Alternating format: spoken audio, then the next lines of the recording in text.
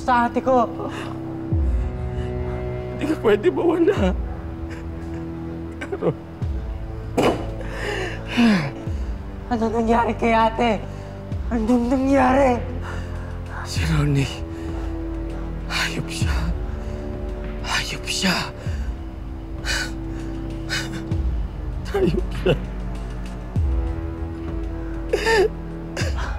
Ano?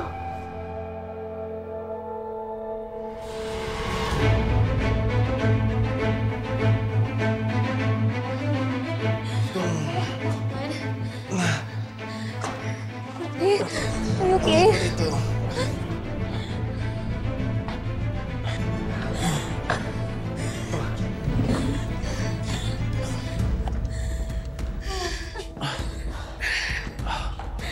Good job, guys. Mukhang napaniwala natin si Dennis sa palabas natin.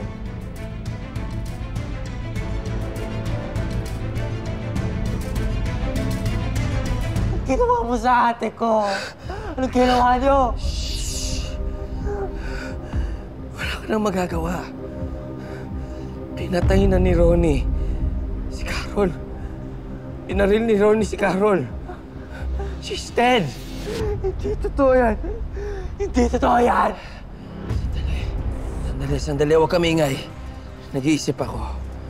Dahil pag hindi, ikaw at si Leah ang isusunod ko sa...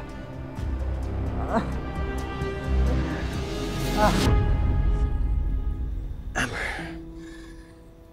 It's okay. Dad, it was all so scary. Kahit alam ko naka-vest kayo. Are you guys okay? Wala bang masakit sa inyo? Do you guys need to go to the hospital? Masakit lang yung impact pero wala naman kaming sugat. Naiintindihan kita. Takot na takot din ako kanina eh. Ronnie, salamat sa pagpayag sa plano. Just so you know, I didn't do this for you. Muntik na ako hindi pumayag dahil sobrang inis ko sa kaibigan mo, kay Fern. Pakta ka! Umalis ka sa loob ng village ko! Ano mo ka nakakairita?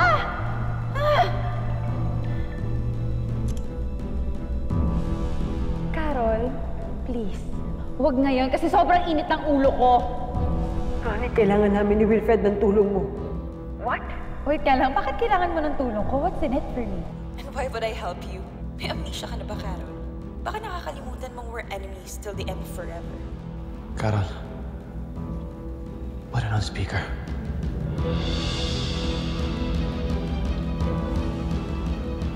Ronnie, ikaw na makakagawa nito. You're the only person believable of doing this. Please, we need you. Kailangan na natin kumilos at gawin ang susunod na plano. Natutunan ng mga tao ko yung location ni Dennis. Ang dami na nating naisip at nagawa. Sana mag-work na to hanggang dulo. Para kay Tristan at kay Leah. Para kina Leah at Tristan. Leah, gumising ka na. Ano bang ingay mo? Ha? Sige. Subukan mong tumakas. Isusunod kita sa ate mo.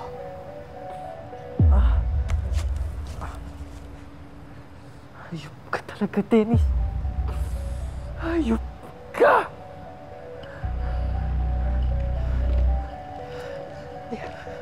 Leah!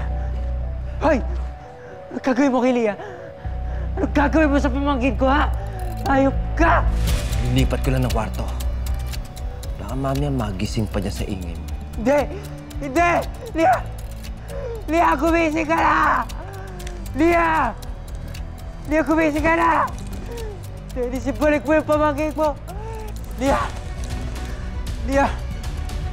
Leah, gumising ka, Dennis! Hindi! Hindi! Dennis, ibalik mo dito yung pamangkin ko! Dennis! Leah! Leah!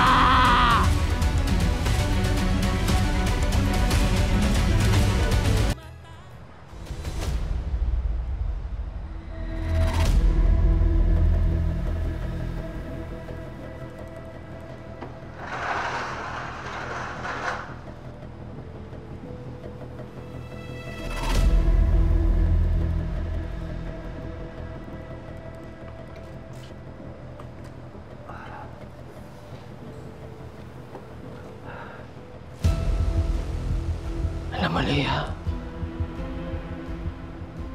Sobrang lungkot ko ngayon. Kasi wala na ang nainay mo. Pero huwag kang mag-alala, my little one. Ako na ang bahala sa'yo. I will protect you. Dito ka lang. You stay here. Dahil dito, walang makakakita at makakaagaw sa'yo. Dennis! Leah! Leah! Dennis, ibalik mo dito yung pamangkin ko! Dennis! Leah! Leah! Dad, mag-ingat po kayong lahat, please. Sana masave na si Tristan at Leah at sana mahuli na rin si Tito Dennis. He's causing too much suffering sa ating lahat. Ikaw din, anak. Mag-iingat ka dito. Just stay put. Huwag kang mag-alala. Nandito pa rin yung mga bodyguards natin. They'll keep you safe.